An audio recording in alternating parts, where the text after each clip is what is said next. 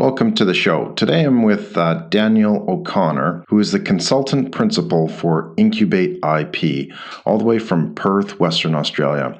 And we've got a really interesting conversation. We're talking about intellectual property and innovation, two of the core ingredients for any entrepreneur, for any business out there. You have to develop your intellectual property, and you have to be innovative as well. And in today's episode, we're going to be going through what about funding, what is important, and how can you actually go about it the wrong way? Because there is a right way and a wrong way when you're trying to commercialize intellectual property.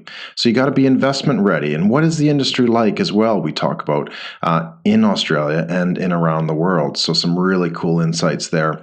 And we discuss the Wanamaker paradox, where 50% of advertising is wasted. We just don't know which half. So some cool insights into intellectual property and innovation and where we're headed in the near future as well. So coming up soon, Daniel O'Connor, the consultant principal for Incubate IP. Overwhelmed with online or just wanting to learn more about how you can build a successful business amidst all of the self-appointed gurus, big buzzwords and empty promises? The Breaking Digital podcast by Doyle Bueller tells you exactly what smart entrepreneurs need to know to escape the clutter, get clear of the confusion, and pass the bullshit of building and growing a successful business online. It's about digital leadership and delivering the best value for your business online to your audience. Now, here's your host and author of the book on digital leadership and online marketing, The Digital Delusion, Doyle Bueller. So welcome to the program, Daniel. I'm really happy and excited to have you here. How are you today? I'm very well. Thank you for having me. Yeah, no worries. So tell me a bit about yourself. Okay, well, I've spent the last 31 years in commercializing intellectual property. I've taken people's ideas into companies and then out the other side to either public listings or trade sales, franchises, all the way through. So mostly they're scaled up and then we trade sale them. That's probably the most profitable way to do it. Very effective for most. You trade sale? What does that mean? Trade sales where we find a buyer and we exchange sometimes for cash, but a lot of times if it's a public company, we exchange shares, scrip for scrip it's called. So that way there's no tax event for the vendor, which is the intellectual property owner. So they swap their 3 shares in their company for 5 million shares in the public company, and the equivalent value is the value you're selling your trade selling your intellectual property for. Excellent. And so, sorry, just to keep on going, so your background is in specifically? I started out in dentistry of all things, but I'm in late 20s. I did a Bachelor of Business in Marketing. I then went and did an MBA in International Business, and my PhD is commercialization models of intellectual property across multi-jurisdictional environments. And that's, I've got to say, it's not all that. It's very relevant, but not all that useful. And you didn't even ask me to call you Dr. Daniel O'Connor. I don't have that. I don't have that doctorate yet. So, oh, okay, all right. Are you going to wrap that up soon, or who knows? It's a matter of getting to it. In between, I've converted most of my early stages of my doctoral thesis into a book, which is being released this year. Oh, fantastic. Yeah, you'll have to tell us more about that.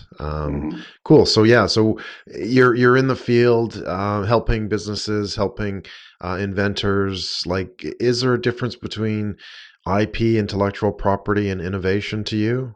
Absolutely. Innovation is what happens with the intellectual property. And innovation can happen without intellectual property. You could just respin the way you do things. And for instance, I had a client here in Australia where we commercialized their model. They have an excellent model for migration agency, and we aggregated some 23 other agencies across Australia, used their business model, which is a very rapid growth model, and then once we aggregated them all together, we were able to list it on the stock exchange. So we took it from a 1.1 times earnings to a 6 times earnings just by being a public company on the stock exchange. So that's a perfect opportunity for people like that. And that's using the innovation, and there's very little intellectual property there. So you're focused more on getting or using the intellectual property and leveraging that. Is that correct? Yes, the key here is, unfortunately, is not about the product itself. It's about the business model or commercial model you use, and that's your innovation. If you use the appropriate commercial model, anything can be successful. But if you have the best product in the world, it doesn't necessarily guarantee it. I have a case in point where I've been trying for 11 years on this, what I consider to be the best project that I've never got funding for. And eventually this year we'll get funding for it. But we did it in such a way that we gave the project away in order to get the funding. And that was a product by 4 very clever people here in Australia. It's So why is there such a challenge then for funding, for they getting it didn't. out there? Because we Okay. talk innovation, but we don't. It sounds like we don't actually deliver it. We tend to fall for the venture capital story, and unfortunately for us in Australia, and for that matter elsewhere in the world, venture capital is all about scale ups. They're not about startups at all. They don't want to know about projects that are just getting going. They want to know when you've got your market share, you've proven that you can accelerate it with opportunities and cash, and they want to come in with $5 to $15 million and turn your $20 million a year project into $200 million a year. That's what's good for them. They are all about scale ups.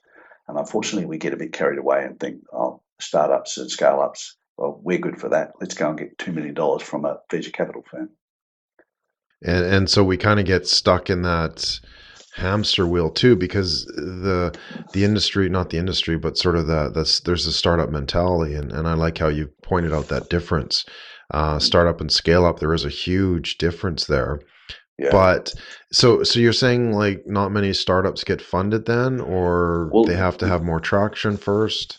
they're probably less than 30% would get funded, and that's because they go about it the wrong way. There's a lot of different levels, but if we just look at the 3 major stages of funding, the first we recommend is friends and family. You really can't go out and say, I've got an idea, I want to turn it into something big. Can you give me some money? The only person that should lend you that is your mum. Because there's too much risk. They're lending it to you, they're basically donating. So then the next stage we call cornerstone investment. A lot of people call it angel investment. Cornerstone in Australia basically means somebody's coming in with a vested interest in the industry and they're going to leverage from being involved in your project. So, for instance, I look upstream and downstream for companies that have participation in the model. I've just done one for a project in technology where we went to the people who would use that technology after it's built, and we asked them for $500,000 worth of funding, which they contributed back into the company, and they were buying pretty much the downstream rights to be the first to market on this. So that's important. They have a vested interest in, and they can channel it. And those guys are the ones that will have a whole lot less risk when they jump in with their model because they're working in the industry already. They already know the market. They can validate the market very quickly, and they can measure the proof of concept from their own perspective. Okay, so do you see that? Are we kind of I don't know how to say it, chasing our tail though, looking for capital, looking for investment, when in fact we should just be kind of running our business and growing it as best we can? No, I think it's a good idea to accelerate things, but you have to be ready. You can't consider that people are going to invest in your project, whatever it is, unless you have the 3 main elements, which is you need independent market validation. So somebody has to be able to tell you how many people will buy it, what they're prepared to pay for it, and how wide that is, and how many times they'll buy it as well. The next one is the proof of concept. Somebody has to go out there and test it that it will do exactly what you've said it will do, and it will perform that reliably all day, every day, and won't require maintenance or refurbishment after a day or a week or a month. And the third part about that they'll need is what we call an internal trade sale audit. Some people call it transition audit. That's where you've got a project, you're about to hand it off from your R&D team into the commercialisation team. Somebody has to sit down and say, okay, you've thought of everything is here.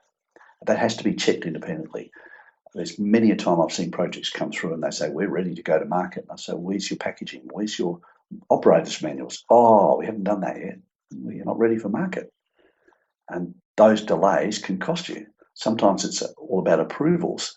I've seen a project that got stuck for approvals for 2.5 years, and the guy had already put money into it. And just the burn rate, all the wages and everything else for that R&D project just killed it. Wow. So how long would these things normally take though to kind of commercialize something? It can take 2 to 5 years, depending on what it is. If it was a bio product or a medicines, they can take 5 to 15 years because you've got a lot of trials. But the process I use is usually 12 months.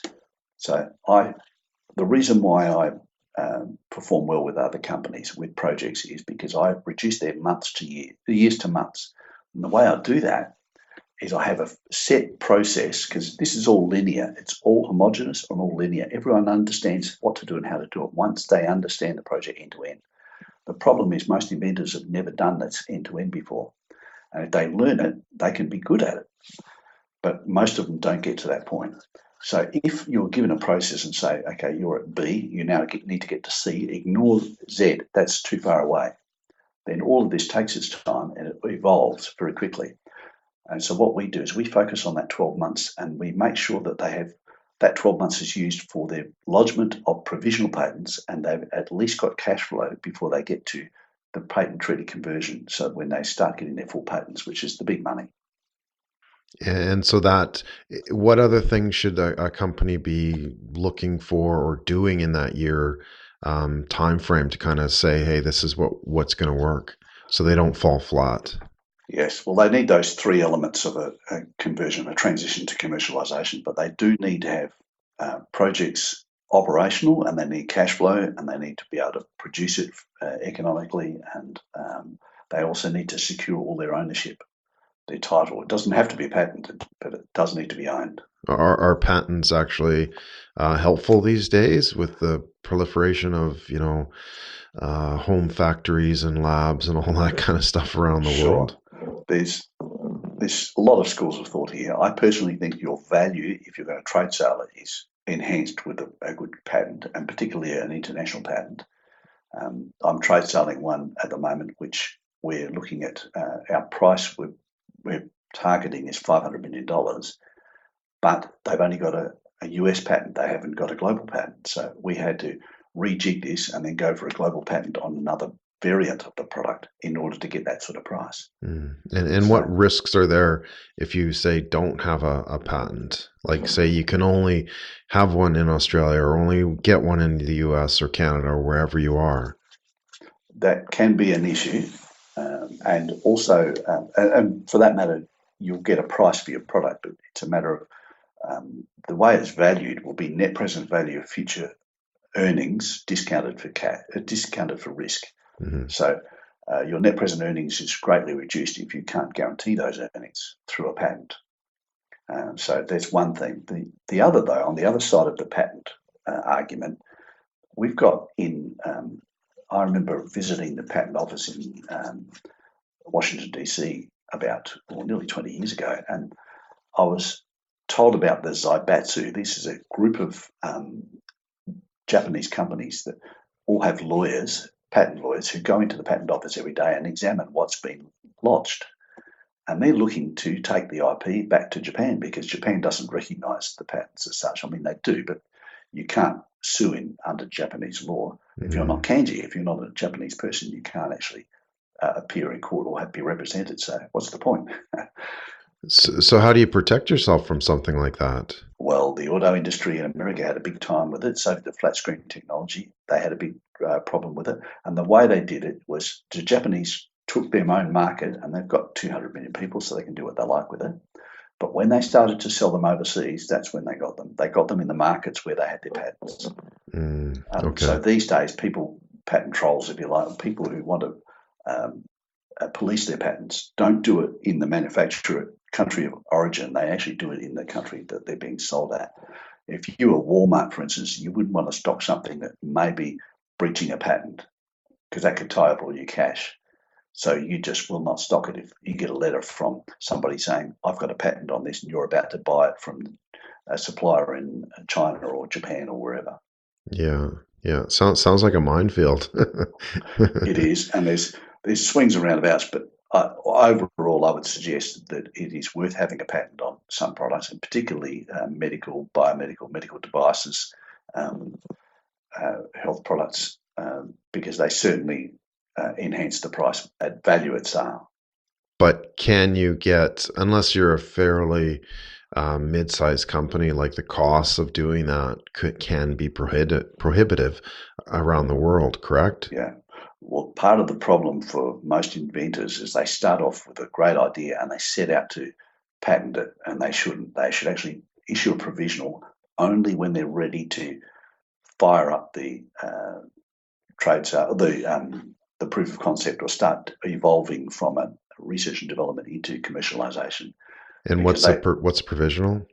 Provisional is you get a 12-month window, if you like, where the only description released to the patent office is the name of the product, the holder of the patent, and what the function does, but it does not describe in detail.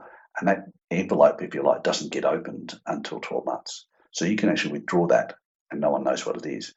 In fact, I've got a project which we had here in Australia, which is a machine which captures 99.6% of sulfates, nitrates, and carbons from coal-fired power stations. This just does it at full speed. It's able to capture it all and turn it into immerse it into a liquid, which can then be separated out. Now that technology was great because what the business model we decided to go with was to trade on the carbon trading scheme. So companies that had a coal-fired power station could put one of these in and capture the carbon and then claim the carbon credits. The problem we had was carbon credits went off the boil for both the US and Australian markets for some time. So we actually withdrew our provisional. We kept it all secret. Through all of the time we had our provisional in there, we were making everyone who had a look at anything sign confidentiality and non-competition. So we had protection on the project itself. So we were able to sit for 6.5 years. We're only now bringing that project back out again. So is that money lost though? No, well, we lost the provisional patent costs, but that's about $1,500. If you had it done by a competent patent attorney, it'd be about $6,000. But it's not sheep stations, if you like. But I guess there's an opportunity cost too, that if you would have been able to do it 5-6 years ago, you could have been generating more cash, correct? That's correct. And also, if somebody comes up with the idea between that 6 years and now, then we don't have our priority date, because our priority date got released when we withdrew our patent application. So how do you best move then though from something like the idea stage to a commercial product quickly, or is time even a concern? Absolutely, it's critical. For instance, you have to get to cash flow before your provisional patent needs conversion, because you have to make a decision at that point whether you're going to invest $20,000 for an Australian patent or $100,000 for global patents, and then start the conversion process. Now, you can only afford to take that risk if you know what the cash flow is going to be, and you can only do that from experience and projection. Anything else was going to be risk. So part of the problem we have in Western business is we tend to rush off to the patent office at the first idea, and we spend all our research and development money on securing a patent, and then we have a great patent, we got nothing to do with it, and eventually it'll all run out. So what should they be doing though? They should be firstly sharing the idea with people who they need on the project under confidentiality, and then developing a prototype and working their way towards those 3 points: market validation, proof of concept, and the internal trade sale audit or transition audit. And once you make those, you're then in a position to present those 3 documents to anybody who is a serious investor, and they will invest based on that. Fantastic. No, it's really cool. Obviously, my stuff is digital. Do you see like similar challenges with sort of the online technologies or digital innovations? Absolutely. Yeah. So do they manage them the same way? Do they manage them differently? What's the best way to go about that? Well, there's less of an issue with patents, but yes, speed to market is everything, and doing your prototypes are very important because you still got to have a process that you can prove and you can scale. It's all about scale. I have a lot of digital projects that do very well.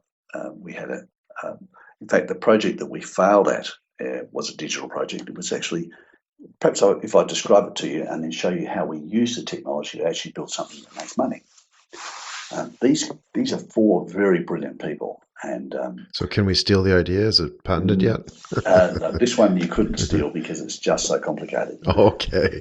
They looked at 10,500 computer languages, and they looked at the 28 core native tongue languages that we speak, and they basically integrated them. They developed a software programming language which can be flipped into 27 other languages. Wow. Very clever. Just absolutely impossible to conceive, but these guys went ahead and did it. Now, when they released that, they knew that it was a game changer. For instance, if you look at every Japanese TV, you've got an EEPROM in there, which is a programmable read-only memory chip, which holds all of the commands. When you hit a button on the remote and it does something on the TV, there's a command that does that. All of that lines of code in there that run those commands are all in English. And they get done by the Japanese people in English programming, small businesses. Now, these guys said, why don't you just do it in your native tongue? Because you can't very well program in English. A programmer or a digital operator in Kanji may not think well in English, and you really have to have a good understanding of the English language to program. A classic example would be just the word reverse. Mm-hmm. If you have the word reverse, it could mean I go backwards, I back up, I flip, I invert, I turn around. There's a lot of different meanings for the word reverse. Now, as an English language speaker, I can understand it, you can understand it. But how would a person who speaks Urdu or Hindi or Russian understand which reverse he has to use? So in a case like that, it's just almost impossible. But these guys solved that problem by giving them 27 other core languages, including Swahili, that they can program. So a person sitting on a farm in the middle of Central Africa can program his irrigation gates to open and close in his own language. That's never been done before. So it was a brilliant concept, but it didn't have a commercial model, because the Japanese, when we looked at it, said, we're using English language reprogrammers, and that works. It ain't broken. We ain't fixing it. So they couldn't get a dollar out of it. We tried for 11 years, and at year 9, I said to these guys, let's just put this aside and use the technology, which is a very smart way of programming. It takes about 1/10 of the amount of lines of code to do any programming. And we said, why don't you write something in that language? And they looked at everything, and they ended up they couldn't understand what to write. We said, why don't we sit down and solve a problem that someone has? And they came out with one of the very old problems called the Wanamaker paradox. John Wanamaker owned something like Macy's in North America, a very big store in Pittsburgh. And he had a problem. He said, in 1903, I think it was, he said, I know that 50 cents in every dollar I spend on advertising is wasted. I just don't know which 50 cents. Yeah. And that's been repeated by every ad agency ever since. Yeah. Sorry, so who said that? John Wanamaker. John Wanamaker. Okay. Yeah. Now we know. Yeah, the Wanamaker paradox is known as. Okay. And these guys said, well, that's a paradox. We love paradoxes. Let's solve it. And they did that. And the way they did it was so clever. They used their technology, but how they resolved it, and I can tell you, this is now available, and a lot of companies are using it in the prototypes in Australia. They go to someone like, we have RAC in Western Australia, but you have other road agencies or any company really. But that particular company has 26 different products they sell online and newspapers and telephone and everything else, and they have about 25 different media they use, such as radio, online, news magazines, you name it, telemarketing, they do it all.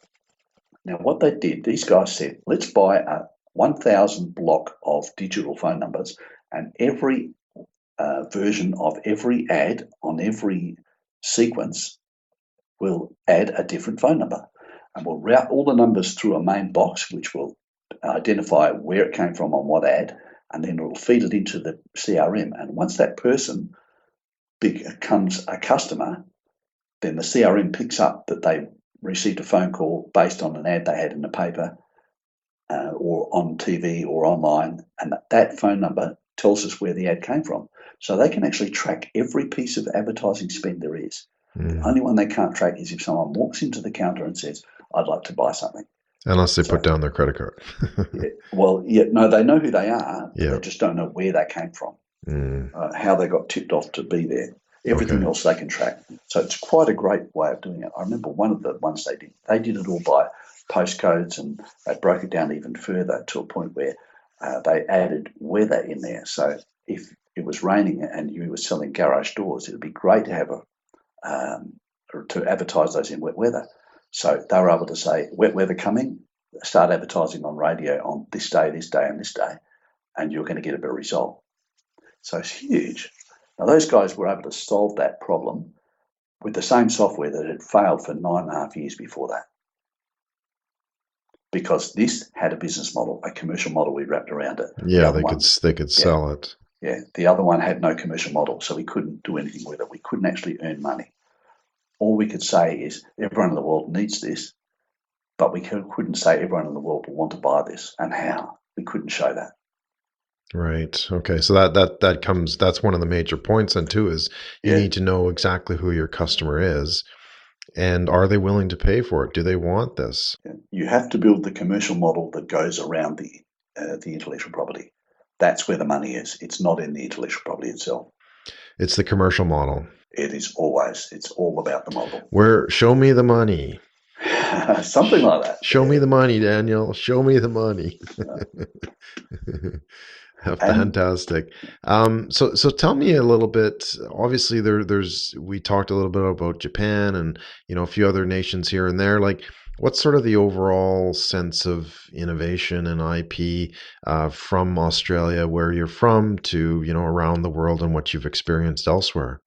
Well, the big news, of course, is China and India. Both are striving, leaping ahead of everybody. If you visit a university in China or India now, you're seeing the next generation of technology in labs that we don't have. So whereas we always thought China and India were well behind us, they've actually leapt right over the top of us, and they're now well up in most labs and most electronics departments. Most tertiary departments are well funded and they're very well trained, and so we're seeing a lot more come out of those. The big problem, of course, is how to protect our ideas if we take them in there, but there are ways and means to do that.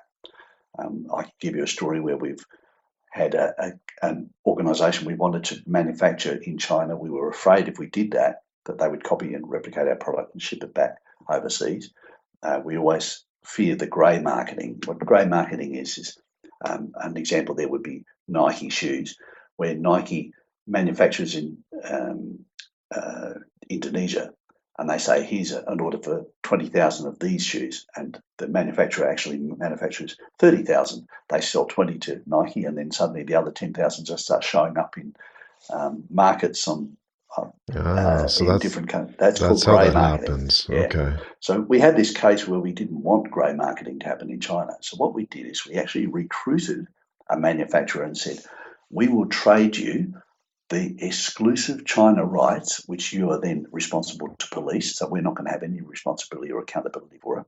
We'll agree not to sell into China if you agree not to sell out of China. And if you do, we'll come after you and revoke the rights to manufacture. But more importantly, we will buy what we want out of your factory at cost plus 10%. So you get economies of scale for what you produce and what you produce for us, reducing your unit production costs even further.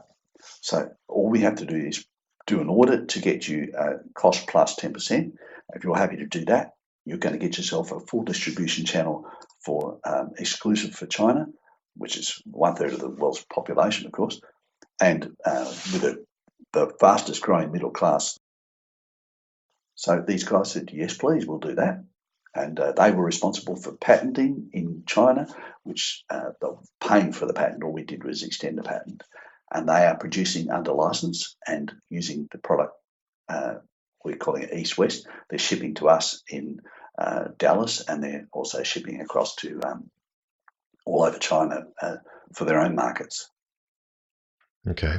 and so how does that work for the rest of the world too? Like, are there other big players besides China? Yes, India's the next And big India? emerging Okay. market. Yeah. We've seen already a rush with Russia and Baltic states, but we're seeing less of that now because of there's an endemic corporate failures, business failures, and the accountability isn't all that strong. So people tend to drift. I've seen good things coming out of Hungary, in particular solar. They lead the world in solar energy, but it tends to be unitary. It's not really across the board. They tend to be more engineering type focus. Okay. So they kind of take that product. So it's not like a manufacturing ripoff kind of thing, No, like generally the not. Nikes. No, not the grayscale, Yeah. grey marketing stuff. No, that usually only happens in Asian countries. Oh, okay. All right, cool. And so how does Australia compare to the other ones? Are we at not in terms of risk, but in terms of IP and commercializing and innovation? Like, where do you see Yeah. Australia compared to other countries? I think Australia's a good market because we have a very good legal system. So for those who want to get involved in large-scale operations, you can find something in North America or Europe that's doing very well and write and ask for the rights to manufacture here in Australia. And in a case like that, you might have a high manufacturing unit cost, but you've got a pretty exclusive market because of the amount of money it costs to ship the goods to Australia. So it all works very well. I think it's a perfect opportunity for some people. So more so from the licensing and bringing in technology Yeah. and IP and that sort of thing. Yeah, it doesn't work with digital, of course, because digital is global. It's everywhere, yeah. Yeah. That's okay. Doesn't need to. Mm.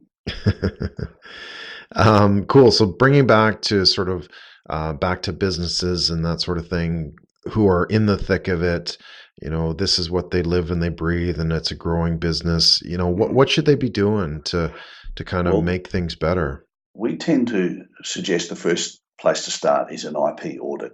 Look at your organisation. Look for opportunities you've got with technology which you're using at the moment, which could be scaled up and trade sold out to another organisation to generate a parallel income. I'll give you an example. I had a client who's an oral surgeon based in Brisbane, in Queensland, in Australia. He had a paste. It's an oral wound care paste. It was brilliant. He wanted to keep the lid on this because he didn't want any other oral surgeon to use it, because he found that he could get healing done in 3 days where it would take someone else 3 to 4 weeks. This guy didn't want his competitors to have it, and when I talked about the opportunity to take this global, his big hesitancy was, I lose my competitive advantage in my market. And when we defined his market, it was Brisbane. That's it. So what we did is we found him a trade sale buyer in Chicago for a global company, a healthcare company, who would take the project on, manufacture it themselves, and sell it back to him. And they also would sell back to him the exclusive regional rights for Queensland. That's it. And he was very happy with that because he got exactly what he wanted, and someone else had the product, ran with it. He was able to buy it for probably a quarter of the cost he was producing because of the volume that they would use on it. All he had to do was to meet his TGA costs, which is Therapeutic Goods Administration, to get it approved. And then we did that in America as well, the equivalent in America. And then once it was done, he was able to hand it off, and it's going to go into production this year or next year. Oh, fantastic. Okay, cool. What else should they do then? So if they do a opportunity audit and find what it is, then we can start to determine what that's worth. And that's the independent market validation. So we tend to get some sort of an idea in terms of prototype. If it's digital, it's a little bit easier, but if it's an engineering product or service, you need to mock up something that's going to demonstrate to people who would otherwise use it that it's better than what they're currently using to solve the problem. And then we go out there and talk to people about it. Make sure you've got enough people saying yes, and count the number of people that you talk to versus the number of people who say, yes, I'll buy that for that much. And you can determine then what the ratio would be. And if that's done independent of yourselves, of the company itself, somebody third party has done that, we can extrapolate that and say this project is worthwhile. And then we can start looking at licensing and strategic alliance partnerships or collaborative research partnerships, but more importantly, get them that cornerstone investor. Oh, that's fascinating. And I guess the opposite too is true too, is that if you realize that it's not a good idea or there's no market for it, then there's no need to kind of continue it, correct? You don't burn the cash. Yes. Yeah, you got to be smart about it. The ideas are there, but we need to make sure that you're able to use them properly. One of the universities in America has issued figures which I can't prove, but they were saying 91% of patents issued do not cover their patent costs, do not generate sufficient capital to cover their patent costs. So that's a big step. That's a huge step, yeah. So one should be very wary. It doesn't mean to say you shouldn't patent, but you should be very careful on when your timing for that. Yeah, and you should make sure it's after you validate. Yeah, you need to be sure. You have to have some certainty and reduce some of the risk in terms of what you can or can't do. Oh, fascinating. No, that's been great insight, Daniel. Really appreciate talking to us about IP and how it fits together and what businesses need to do for making that work, but making sure that they analyze it too, so that it works well for them. So. Absolutely. And most of that sort of the step-by-step process is available. What I do with people, it's not rocket science, but I do compress their 10 years of learning into 12 months so they can meet all their requirements within the provisional patent time interval and get commercial value out of it. And of course, with all the examples that I use, I take them through the 6 major roadblocks that they're inevitably going to hit along their journey. And I've spelled a lot of this out in my book that's coming out. It is available online now. Cool. How do they find your book? They can search it from the web. It's called $1 Billion Napkin, and if they looked at billion-dollar-napkin.com, they'll be able to find that. Oh, perfect. Cool. And I'll actually have all of the links available on the website as well, so that people can reach out to you and get in touch, including the website, the book, and probably your LinkedIn profile as well. Is that a good place to connect? Yeah, absolutely. Yeah, cool. No, it's been a fascinating chat, Daniel, and really appreciate your time. Thank you very much. All right. Have a great day. Okay, you too. Bye. Bye. Thank you very much for listening to Breaking Digital, the podcast for smart entrepreneurs wanting to become true digital leaders in their industry and to own online. If you have any comments on the program, please feel free to connect on Twitter @DoyleBuehler with the hashtag #OwnOnline. I would really appreciate it if you could share this podcast with your network, as I'm sure they will get some value from it for building their successful business online as well. You can find the resources that we talked about, as well as the transcript and full podcast for download on thedigitaldelusion.com/podcast or on iTunes or on SoundCloud. I'm Doyle Buehler, and I will see you online. Thank you for listening to Breaking Digital with Doyle Buehler. While he goes and makes a sandwich, you can find all of the notes, links, and details on this podcast by visiting thedigitaldelusion.com/podcast. Go on and click that now. www.thedigitaldelusion.com/podcast. I'll definitely click that. If you'd like a free copy of the book, The Digital Delusion, How to Overcome the Misguidance and Misinformation Online, just send an email to doyle@thedigitaldelusion.com. See you online.